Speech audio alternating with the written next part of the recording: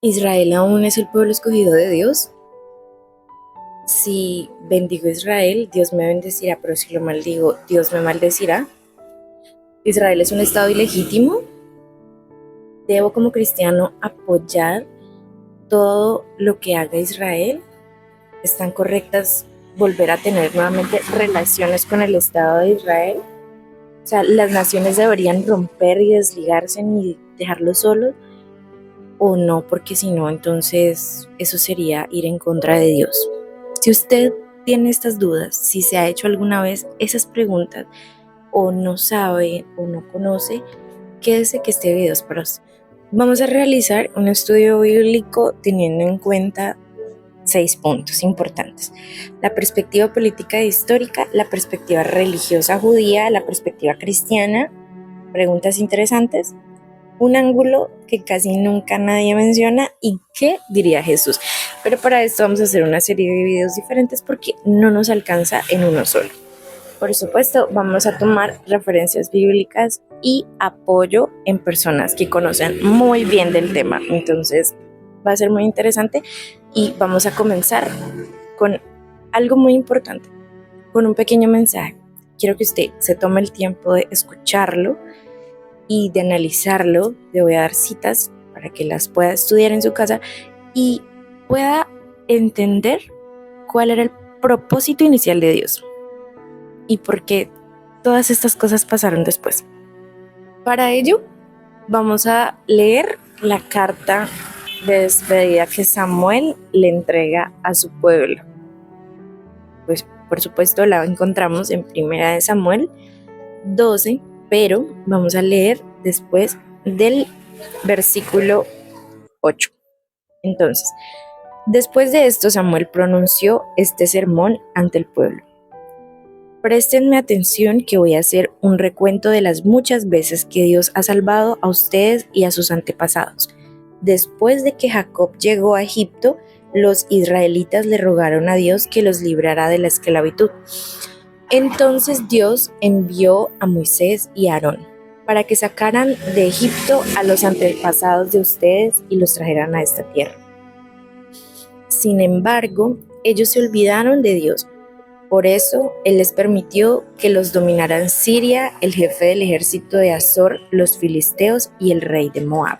Pero los israelitas reconocieron que se habían alejado de Dios y le dijeron: hemos pecado contra ti, pues hemos adorado a Baal y a Astaré, dioses de otras naciones. Líbranos del poder de nuestros enemigos y te adoraremos solo a ti. Dios envió entonces a Jerubal, a Bedán y a Jefté, y también a mí, para librarnos del poder de sus enemigos. Por eso, ahora ustedes viven en paz. Acuérdense también de que cuando supieron que los iban a atacar Naas, el rey de los amonitas, ustedes me pidieron que les diera un rey, a pesar de que su rey era el Dios que sacó de Egipto a nuestro pueblo. Pues bien, nuestro Dios les ha dado ya el rey que ustedes pidieron. Si ustedes y su rey obedecen y sirven solo a Dios, Él los bendecirá y ustedes vivirán en paz. Pero si no lo obedecen, entonces los castigará como lo hizo con sus antepasados. Prepárense, porque en este momento nuestro Dios va a hacer un milagro delante de nosotros. Como saben, ahora es el tiempo de la cosecha y no el tiempo de lluvias. Sin embargo, le voy a pedir a Dios que haga llover y envíe truenos. Así Dios les mostrará que ustedes hicieron muy mal al pedirle un rey. Entonces Samuel le pidió a Dios que enviara lluvia y truenos, y Dios así lo hizo. Al ver los israelitas lo que Dios y Samuel habían hecho, sintieron mucho miedo y le dijeron a Samuel: hemos sido muy rebeldes, pues hasta hemos exigido tener un rey. Ruégale a Dios que no nos quite la vida. Y Samuel les contestó: no tengan miedo. Aunque han hecho mal, no dejen de obedecer y amar a Dios. Al contrario, sírvanle de buena gana.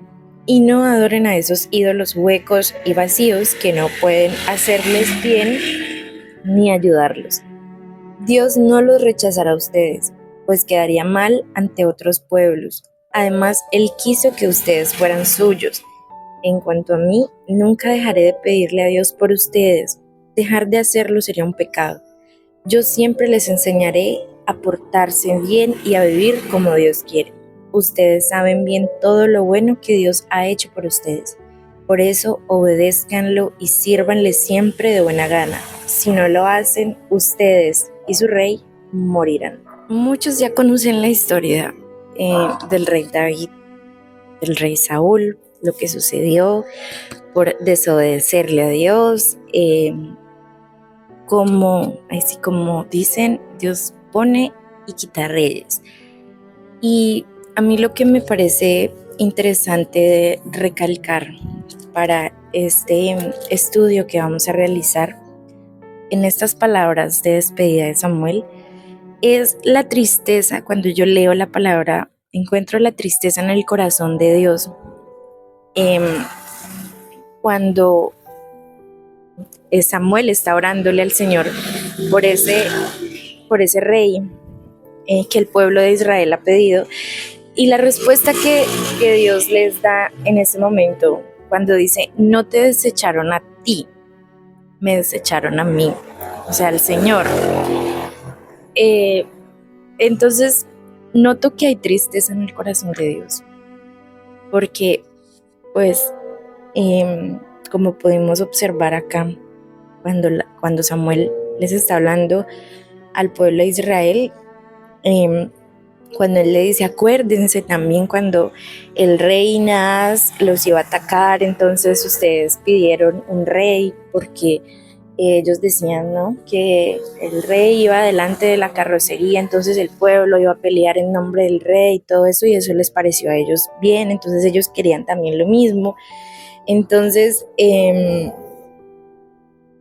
cuando esto sucede, ellos ven que ellos no tienen esa persona física que puedan ver, porque pues no sé por qué razón, la verdad no valoraban todo lo que Dios había hecho ya por ellos. Por eso Samuel inicia diciéndole, acuérdense de cuando Dios los saca de Egipto, cuando Dios los libra de la esclavitud, o sea, empieza a hacer como un recuento de todas las cosas que el Señor ha hecho por ellos.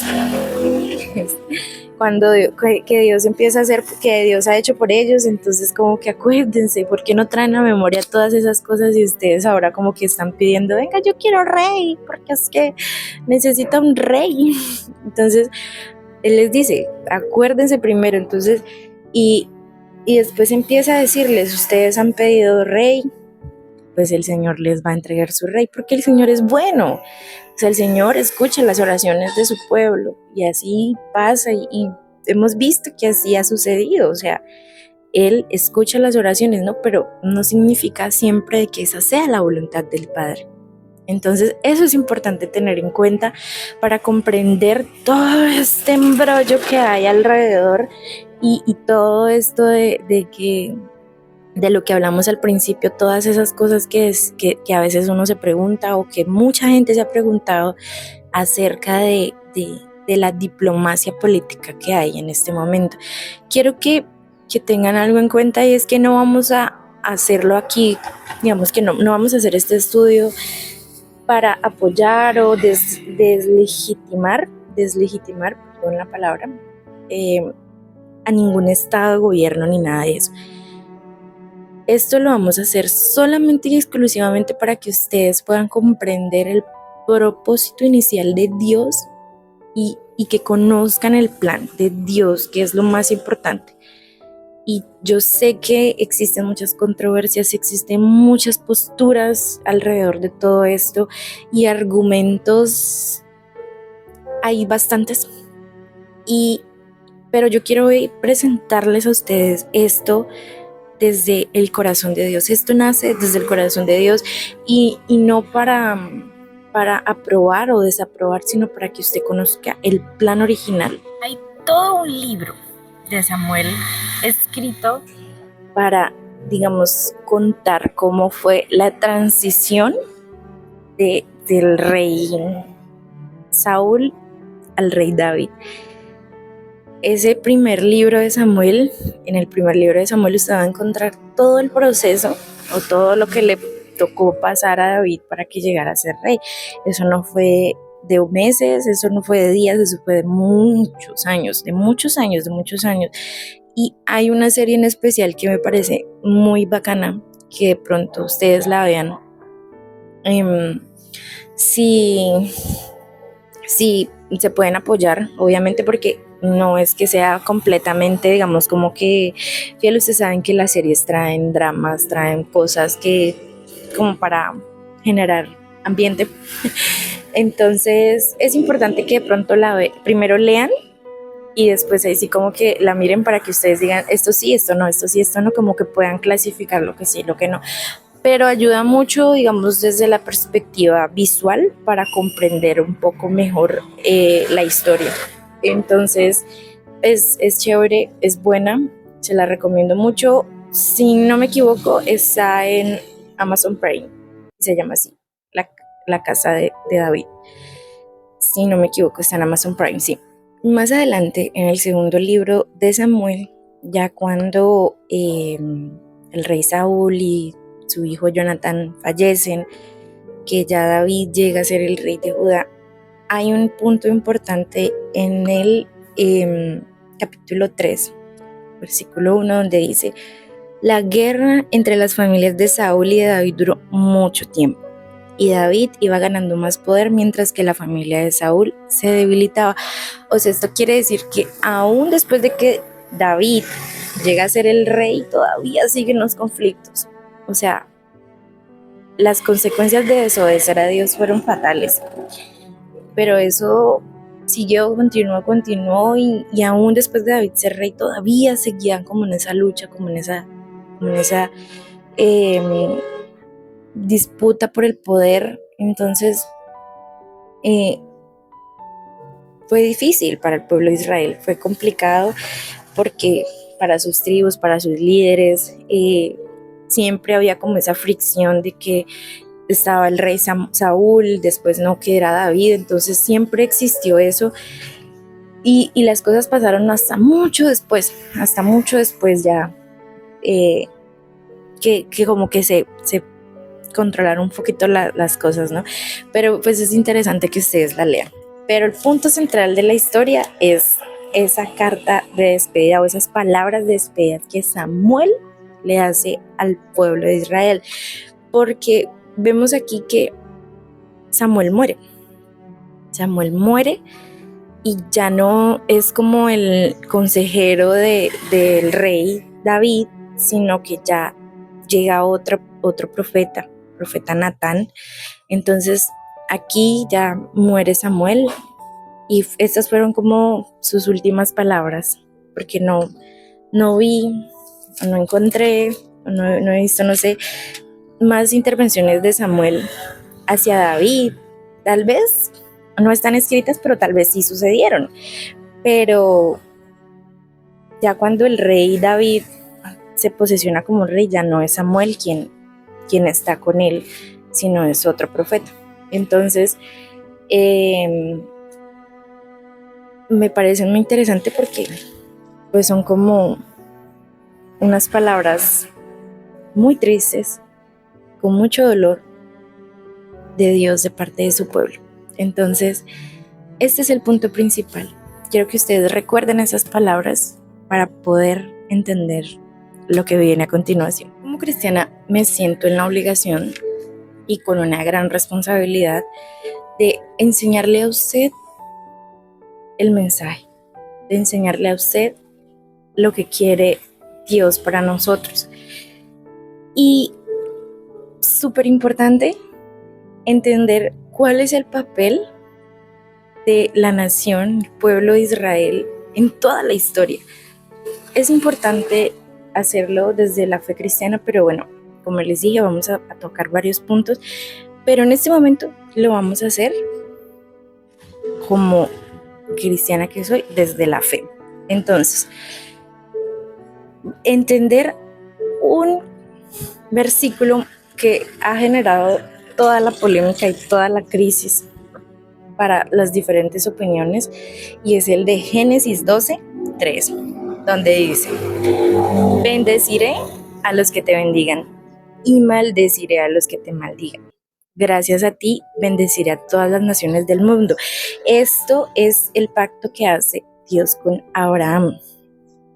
Y de aquí muchas personas han tomado sus referencias para todas esas preguntas que yo le dije a usted al principio. Entonces yo quiero que vayamos más a fondo para entender qué significa eso. Realmente qué significa, porque yo le puedo decir a usted acá, sí, es verdad. Si usted bendice a Israel, serás bendecido. Si maldices a Israel, serás maldecido. Ya se acabó el mensaje. Pero no, tenemos que llegar al corazón de todo esto, y es al corazón de Dios. Entonces, hay otras traducciones. Digamos que la que yo estoy usando, me gusta mucho, es la traducción del lenguaje actual, porque es muy fácil de comprender. Y bueno, en otras traducciones se utilizan de pronto palabras más técnicas, sobre todo la Reina Valera, que ya tiene mucho tecnicismo, ya utiliza palabras muy, ¿cómo se llama eso? Muy, bueno, palabras muy elocuentes, entonces a veces no son tan fáciles de comprender. En otro video vamos a hablar un poco del tema de la división de la parte territorial, digamos, como que la geografía, todas estas cosas, para comprender bien, pero por ahora no. Entonces, vi y busqué otras traducciones. Entonces, digamos que una traducción literal, por ejemplo, la Nueva Traducción Viviente, me gustó mucho porque hay algo en ella, digamos que diferente a lo que las otras traducciones tienen. Y es que dice: bendeciré a quienes te bendigan. Al que te trate con desprecio, lo maldeciré. Y por medio de ti serán benditas todas las familias de la tierra. Entonces, nótese que hay algo que esta no tiene, y es al que te trate con desprecio. O sea, no solamente al que verbalmente esté, digamos, como que hablando cosas, sino al que te trate con desprecio. El desprecio, ¿de dónde nace? De aquí, del corazón. Entonces, lo que, digamos, tal vez no se dice, pero que se mire como con raye, significa tratar con desprecio, ¿no? Tomar a la ligera, rebajar, tratar como insignificante, deshonrar, bueno, todos esos adjetivos que usted le pueda colocar, ahí está. Entonces, pues como ya sabemos, la más conocida es en la Reina Valera, que dice: bendeciré a los que te bendijeren y a los que te maldijeren maldeciré, y serán benditas en ti todas las naciones. Muy similar a la de la traducción actual, al lenguaje actual. Entonces, hay algo importante. Cuando Génesis fue escrito, no existía Israel como Estado y nación, Jerusalén como capital, el reino de David, y tampoco estaba el templo. Puntos importantes. Solo había un punto de partida, y era Abraham, o sea, Dios hablando con Abraham. Entonces, hay muchas interpretaciones sobre quién es el tú. O sea, te bendeciré a quienes te bendigan. Ese digamos, tú, te bendigan. Ese es el pronombre tú. ¿Quién es ese tú? Ahí es donde entra, digamos, como que la cosa de, será la descendencia física de Israel, el pueblo del pacto, el Mesías. ¿Quién es ese tú? Entonces, eso es lo que quiero que ustedes aprendan en esta enseñanza. ¿Quién es el tú? En Gálatas 3:16, Pablo dice lo siguiente: las promesas fueron hechas a Abraham y a su descendencia. No dice a las descendencias, sino a tu descendencia, la cual es Cristo Jesús. Es importante, mira, créanme, esto parece corto ahora que lo veo, Pero cuando yo estaba haciendo este estudio, de verdad que el Señor me llevaba aquí, me llevaba allá, muchas cosas. Y yo decía, Dios mío, o sea, fue como que se le abre a uno como que la mente cuando uno estudia la palabra y es guiado por el Espíritu Santo. Es importante, o sea, te bendeciré a quienes te bendigan. Y aquí dice, a tu descendencia, la cual es Cristo. No sé si usted me está entendiendo lo que yo le estoy explicando. Si no es así, voy a volver a repetir. Israel, como nación y estado, no existía. Jerusalén tampoco, el reino de David tampoco y el templo tampoco. Cuando Dios hizo esta promesa. Miren, el Señor tenía todo fríamente calculado, como dice el Chapulín Colorado. Todo fríamente calculado estaba. A él no se le escapó nada. O sea, es que a él no se le escapa nada. Entonces, él ya sabía, o sea, tenía todo esto que les estoy diciendo, ya lo tenía escrito. Él ya sabía para dónde iba, qué iba a suceder, o sea, todo. En la serie de Chosen, a mí me gusta algo que el personaje de Jesús siempre dice pronto, ¿no? Entonces los discípulos se desesperan porque pronto es una palabra que puede significar ya, o sea, de aquí de inmediato, o pronto, o sea, pronto. Entonces, el tiempo de Dios realmente es una locura porque imagínate, son casi, y Pablo más en la carta de Gálatas menciona y dice, o sea, como 400 o 500 años, o sea, esto fue una promesa que en ese momento en el que Pablo escribió eso, habían como 400 años de diferencia entre la promesa que Dios le hizo a Abraham y ya, pues Jesús ya había muerto, ya había venido, el Mesías ya había llegado, imagínate, o sea, había una diferencia de tiempo abismal. Entonces esa carta de Gálatas es muy importante leerla y comprender para comprender esto. Entonces me parece muy interesante eso que dice. Las promesas fueron hechas a Abraham y a su descendencia. No dice a las descendencias, sino a tu descendencia, la cual es Cristo. ¿Qué significa eso?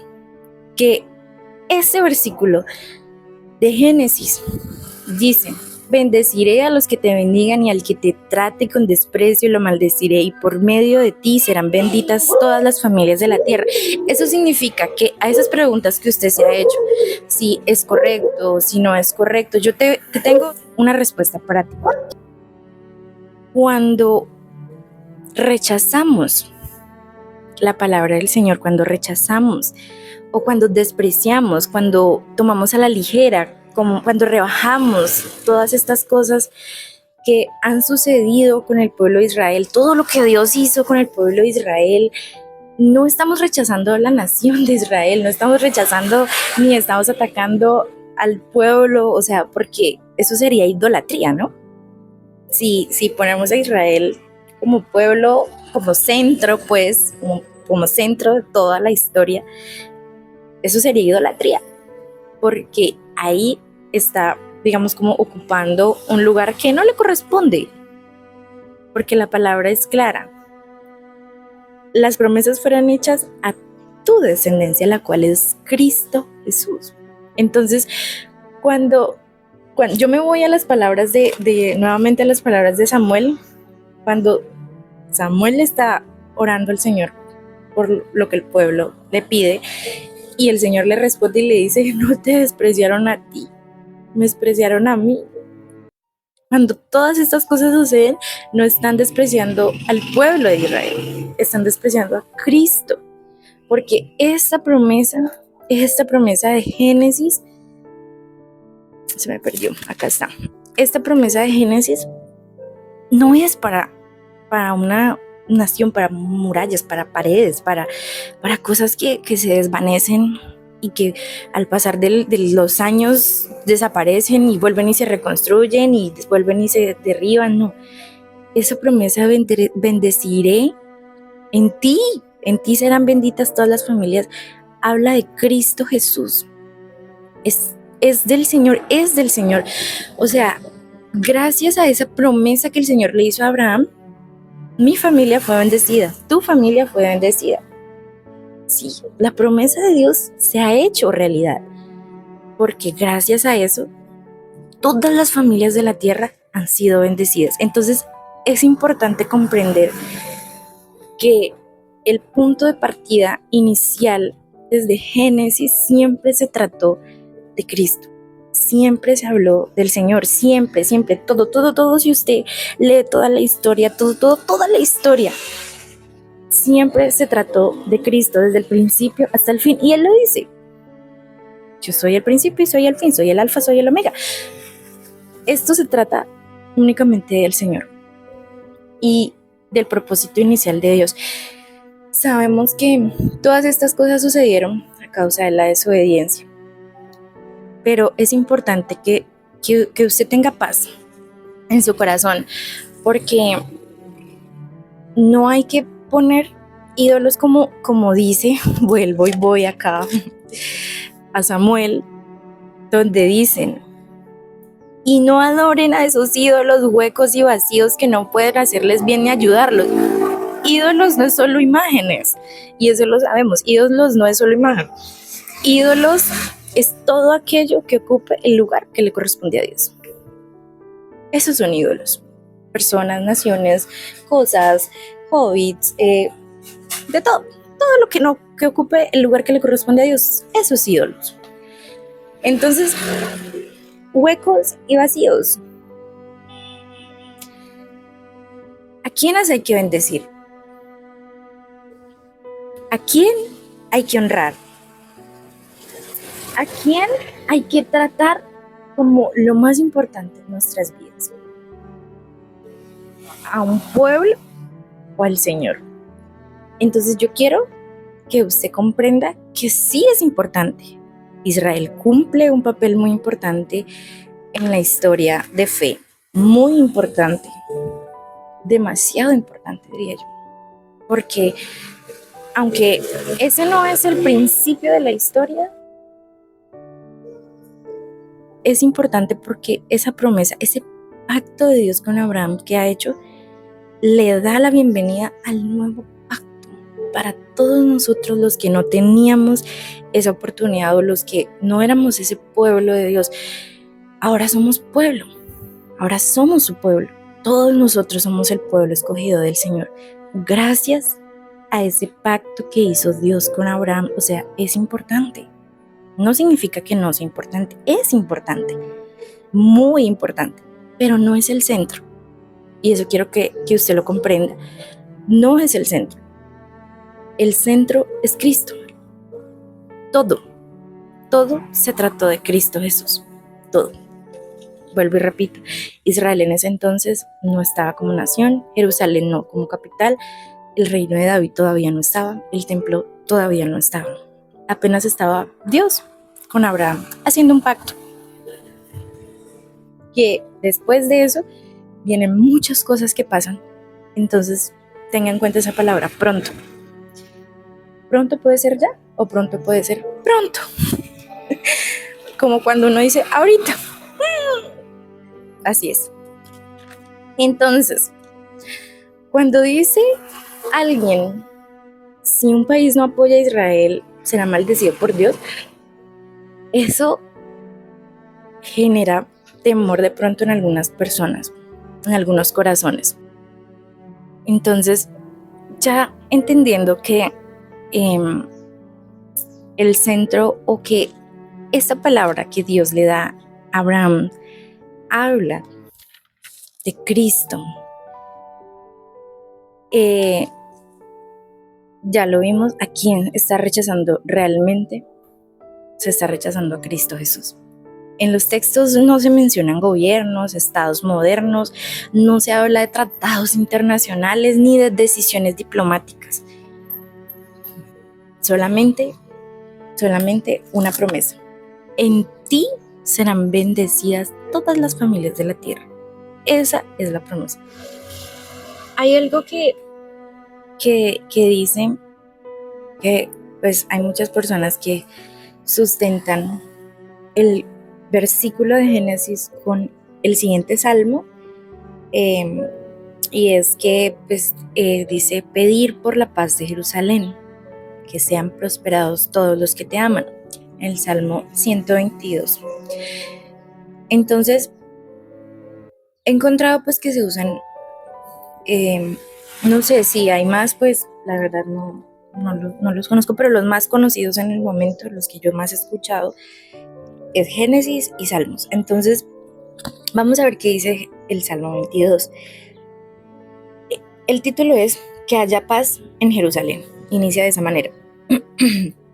Cántico de David para las peregrinaciones. Vamos a hacer acá un paréntesis, y esto significa es porque pues ustedes saben que había una fecha especial en las que todos los judíos se reunían en Jerusalén para ofrecer sacrificios al Señor. Entonces inicia de esta manera. Me da gusto que digan, vamos al templo de Dios, ciudad de Jerusalén, aquí nos tienes. Ya llegamos a tus portones, ciudad de Jerusalén, construida como punto de reunión de la comunidad de Israel. Hasta ti llegan las tribus de todas las tribus de Israel. Hasta ti llega el pueblo para adorar a Dios, tal como Él lo ordenó. En ti se encuentran los tribunales de justicia, en ti se encuentra el palacio de David. Por ti le pedimos a Dios que tenga paz Jerusalén, que vivan en paz los que te aman, que dentro de tus murallas y dentro de tus palacios haya paz y seguridad. A mis hermanos y amigos les deseo que tengan paz, y a ti Jerusalén te deseo mucho bienestar, porque en ti se encuentra el templo de nuestro Dios. Amén. Muy lindo este texto. Y quiero hacer una aclaración importante. En ese momento, ahí era el único lugar en el que, digamos, habitaba la presencia de Dios permanentemente, porque pues allí los israelitas traían sus ofrendas, sus sacrificios para, digamos, como que limpiarse de pecados o cosas. Entonces ustedes saben cuál es el proceso de digámoslo así, el ritual que ellos llevaban, la ofrenda, el sacrificio ofrecido por sus pecados para el perdón de pecados, ¿no? Que en últimas pues eso fue lo que hizo el Señor. Él se dio como sacrificio hacia nuestros pecados. Por esa razón pues pudimos acceder al perdón y a la gracia del Señor. Entonces hay una palabra que los judíos siempre dicen y es shalom, una palabra muy linda. Significa paz, bienestar, integridad, plenitud, justicia, prosperidad, armonía con Dios. Entonces este canto de David lo hace desde el amor que le tenía o que le tiene a Dios, desde el amor que había en su corazón hacia Dios. Y pues el templo era lo más cerca que tenían al Señor. El templo era la casa donde habitaba Dios, porque pues su presencia no era como ahora, su espíritu no lo podías hallar allá, o sea, no estaba. Algo que me pareció, no sé a quién se lo escuché, importante, y es que en esa época el Señor estaba con el pueblo, no habitaba en la atmósfera de cualquier parte como lo está ahora. Él estaba con el pueblo, sí. Él estaba en el templo, su presencia la podían ir a digamos, como buscar en el templo de Jerusalén. Entonces, por eso ese templo era tan importante. Entonces, por eso el canto de David, desde ese amor que le tiene a Dios, o sea, amaban esa ciudad porque era la ciudad en la que se encontraba el templo, y en ese templo se encontraba la presencia del Señor. Entonces, que hubiese de pronto guerra o alguna situación que pusiera en juego el bienestar del templo, significaba que no habitaría más la presencia del Señor allí. Entonces eso era súper importante, que en esa ciudad hubiese paz, que en esa ciudad hubiese, digamos, que todo estuviera bien y estaba protegida por la presencia del Señor. Entonces, por eso Él dice, haya paz y seguridad, que haya, que dentro de sus murallas y dentro de sus palacios haya paz y seguridad, y que vivan en paz todos los que te aman. ¿A quién se está refiriendo? A todos los que te aman. Al Señor. porque la presencia del Señor habitaba en el templo de Jerusalén.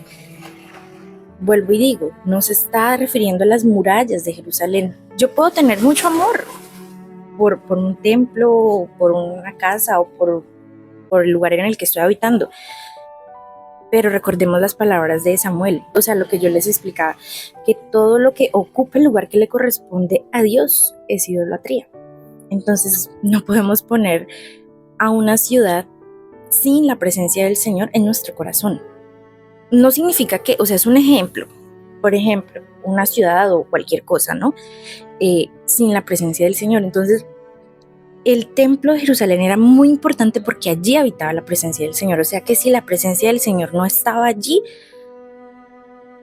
no había nada.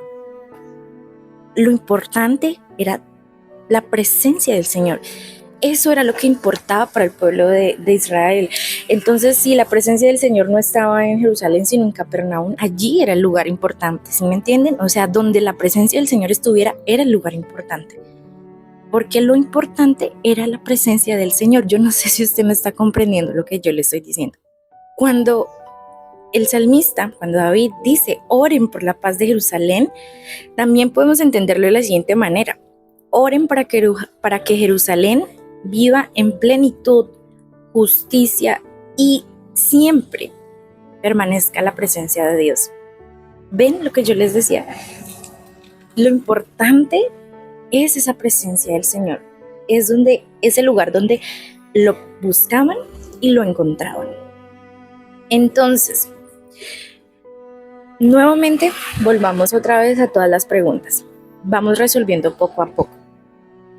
¿Es importante el pueblo de Israel? Sí, es importante porque juega un papel muy necesario en la historia, en toda la historia de la fe, en toda la historia.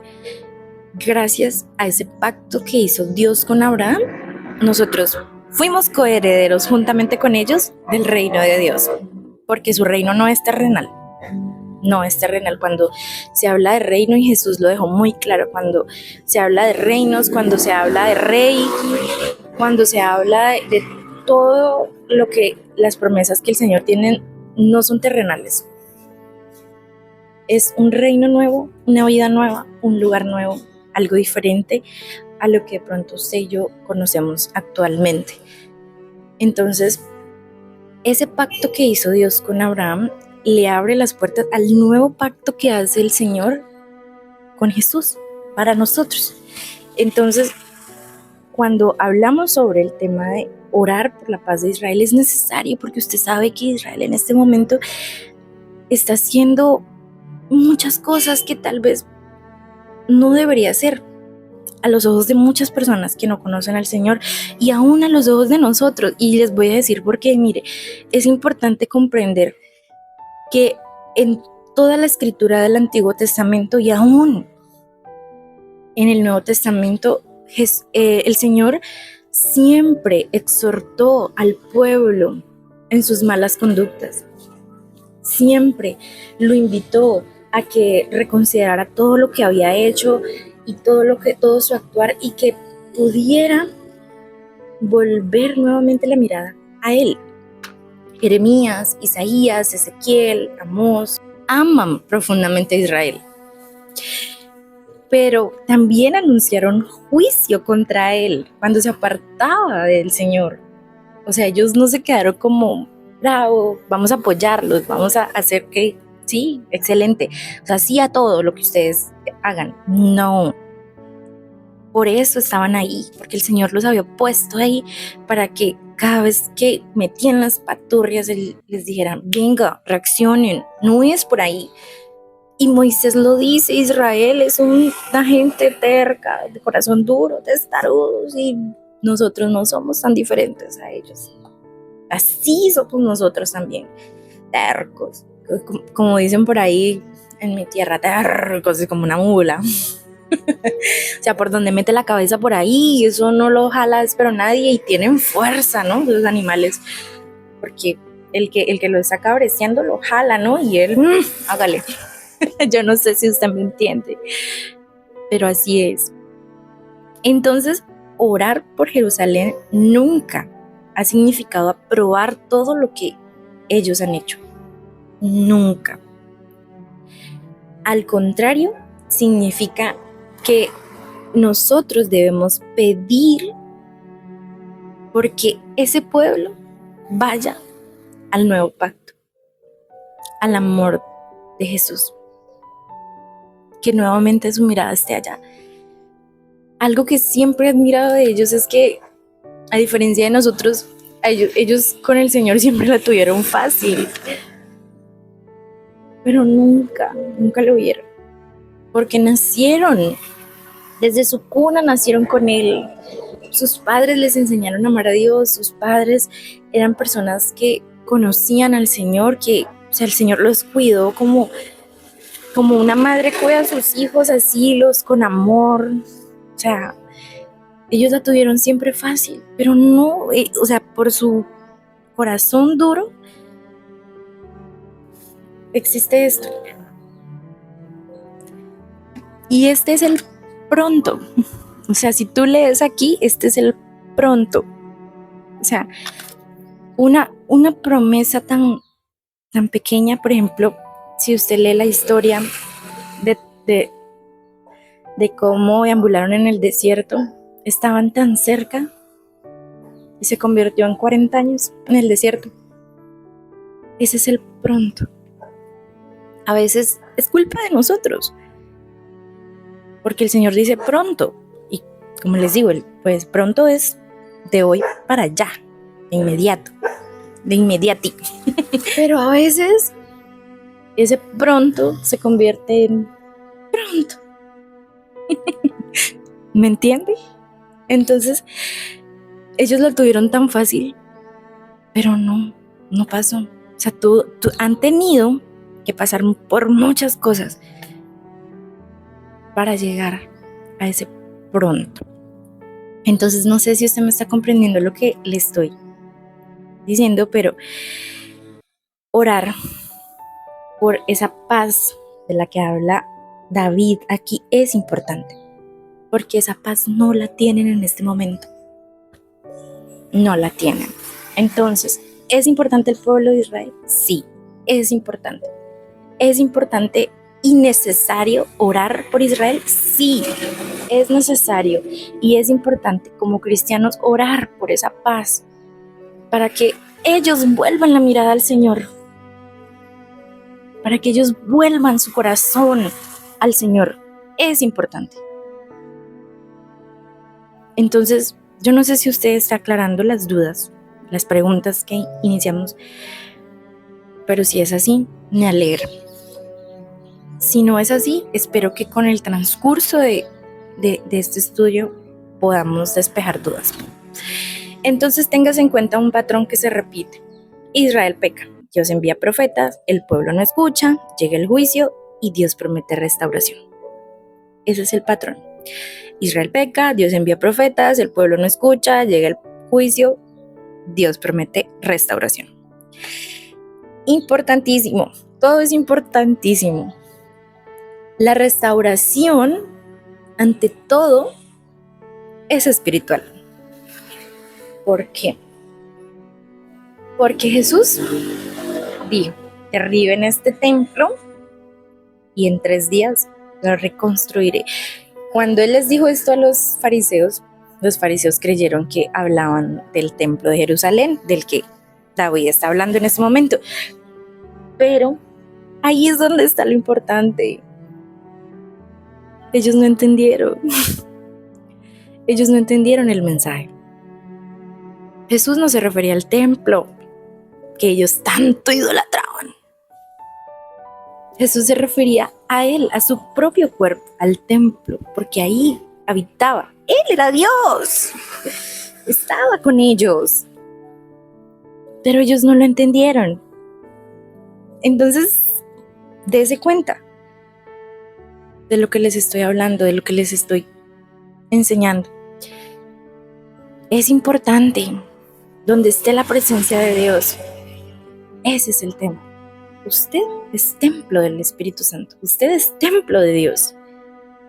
Entonces, aquí habla acerca de la restauración espiritual, no de la restauración de piedras. de casa, de material, de lo físico. Acordémonos de la conversación que tuvo Jesús con Nicodemo, donde dicen, el que no naciere de nuevo no puede ver el reino de Dios. Ay, Dios mío. Y para nacer de nuevo, Nicodemo le preguntaba, entonces, ¿cómo voy a ser yo un viejo para meterme nuevamente en el vientre de mi madre si mi madre ya murió? No entendía y era difícil comprenderlo porque a pesar de que era un maestro en la palabra, en la ley de Moisés, era difícil entender cosas tan sobrenaturales como nacer de nuevo. Entonces, y eso solo puedes comprenderlo cuando entiendes a quién estás adorando, a quién estás honrando, a quién estás poniendo en primer lugar, a quién, volvemos otra vez a Génesis, de quién habla la promesa, porque en ti serán benditas todas las familias. ¿Quién es el que da la bendición? ¿En quién está esa bendición? Cuando tú entiendes eso, puedes comprender lo que Jesús habló con Nicodemo. El que no naciere de nuevo no puede ver el reino de Dios. Vamos a Jeremías.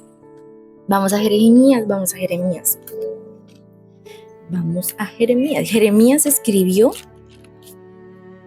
después del reinado de David. Otro gran profeta. En Jeremías, capítulo 31, del 32 y 33, dice lo siguiente, y se titula aquí en el 31, el nuevo pacto. Dice, en el pasado tomé de la mano a sus antepasados y los saqué de Egipto y luego hice un pacto con ellos, pero no lo cumplieron a pesar de que yo era su Dios. Acuérdese de la carta de Samuel. Por eso, mi nuevo pacto con el pueblo de Israel será este. Mire, escuche estas palabras. Es Dios hablando. O sea, qué precioso escuchar la voz del Señor. Haré que mis enseñanzas las aprendan de memoria y que sean la guía de su vida. Yo seré su Dios y ellos serán mi pueblo. Les juro que así será. Ya no hará falta que unos sean maestros de otros y que les enseñen a conocerme, porque todos me conocerán, desde el más joven hasta el más viejo. Yo les perdonaré todas sus maldades y nunca más me acordaré de sus pecados. Les juro que así será. Ay, Dios mío. Yo cuando leí estas palabras, en serio, mi corazón se quebrantó. O sea, esta promesa hermosísima, mira, la hizo en Jeremías, Antiguo Testamento. El Señor hace un nuevo pacto con nosotros. ¿Gracias a quién? Yo no sé si usted me está comprendiendo. ¿Gracias a quién? Al pueblo de Israel. A su desobediencia, a que no lo quisieron, a que prefirieron otras cosas, porque el plan de Dios no era eso. Entonces, ¿qué hay que hacer? Orar por la paz de Israel. Es importante. Israel es importante, porque juega un papel muy importante en todo esto. Pero no es el centro. No es el foco. No lo es. El nuevo pacto cambia todo. Nuevo nacimiento, nueva vida, transformación por el Espíritu Santo, obediencia nacida de un corazón renovado. Ese es el nuevo patrón. Véase que anteriormente estaba Israel peca, Dios envía profetas, el pueblo no escucha, llega el juicio y Dios promete restauración. Y aquí es nuevo nacimiento, nueva vida, transformación por el Espíritu Santo, obediencia nacida de un corazón renovado. no se trata de lo físico, se trata de la restauración espiritual. Y si te das cuenta, no es que cambien las cosas, continúa. Hay una continuidad. Entonces, ¿cuál fue el problema? El problema nunca fue el territorio, nunca fue el templo, nunca fue lo físico, lo tangible. El problema siempre fue el corazón duro, el corazón que se llenaba como de su propio entendimiento y no permitía que el Señor pudiese mostrarles lo que ellos querían. O sea, es que no era tan difícil, vuelvo y digo, no era tan difícil, ellos siempre la tuvieron fácil. Siempre. Pero su corazón endurecido impidió que toda la promesa del Señor se hiciera realidad en poco tiempo, en el pronto de ya para allá, sino se extendió pronto, allá, ahorita. El Señor dice, ahorita, Entonces, el nuevo pacto, la restauración, es completamente espiritual. Vamos a leer las promesas de restauración en Jeremías 33, que es un poquito más adelantecito. Y dice, yo, en el versículo 2, yo soy el Dios de Israel. Yo fui quien creó la tierra y la puso en su lugar. Llámame y te responderé y te haré conocer cosas maravillosas y misteriosas que nunca has conocido. Esto es una conversación que tiene Dios con Jeremías. Y Jeremías en ese momento estaba preso. En el versículo 14, viene el día en que cumpliré la promesa maravillosa que le hice a la gente de Israel y de Judá. Cuando llegue ese día, en el momento preciso nombraré a un rey de la familia de David que reinará con honradez y justicia. Entonces el reino de Judá estará a salvo y en Jerusalén habrá seguridad.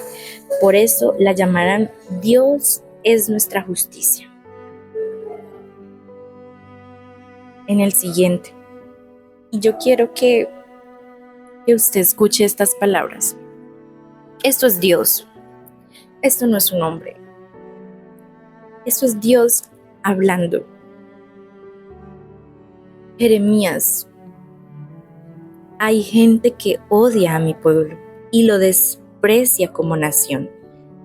Dicen que primero elegí a Israel y a Judá y que hasta hice un pacto con ellos, pero que ahora los he rechazado. Pero yo siempre cumplo mis pactos, así que los haré volver del país a donde fueron llevados prisioneros. Esto no se ha acabado. Aquí no termina todo. Y estas palabras del Señor tocaron mi corazón demasiado. Es como una suave y tenue voz hablándome y hablándote a ti, diciéndote con dolor. Hay gente que odia a mi pueblo y lo desprecia.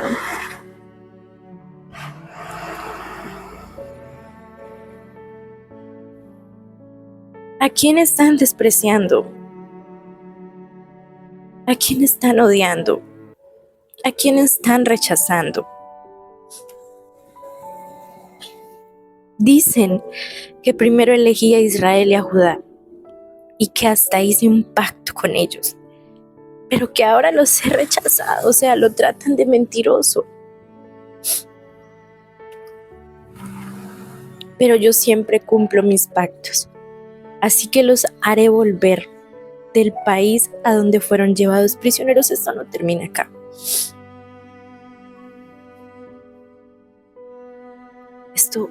Estamos en el pronto de Dios. Porque la promesa todavía está en camino. Sigue. Jesús ya vino y estamos esperando que vuelva para terminar y concluir por fin la promesa, toda la promesa, porque vamos como ya casi finalizándola, porque el Señor es fiel y toda su palabra se ha cumplido. Toda su palabra se ha cumplido. Entonces viene ese día, dice el Señor, en el que cumpliré toda la promesa. Toda la promesa. Aquí todavía hay mucha tela para cortar, como decimos por ahí. Entonces, quiero que usted entienda de que el Señor es fiel y es bueno. Y aunque de pronto en la razón, en la lógica, en todo lo que usted quiera considerar como argumentos, le den la razón a muchas personas sobre Dios es malo, Dios esto, Dios aquello, no es así. Hay una promesa de restauración para el pueblo de Israel y el Señor la va a cumplir. Gracias a ese pueblo hemos sido bendecidos, gracias a ese pacto, que el Señor hizo el pacto con Abraham. Gracias a ese pacto hemos sido bendecidos nosotros, porque el Señor envió al autor y consumador de todo. El Verbo se hizo carne y fuimos escogidos como su pueblo. Entonces, espero que el Señor les haya hablado de sus vidas y puedan comprender el corazón de Dios y el propósito, cómo se ha extendido tanto por el endurecimiento de nuestros corazones. Bendecido día para todos.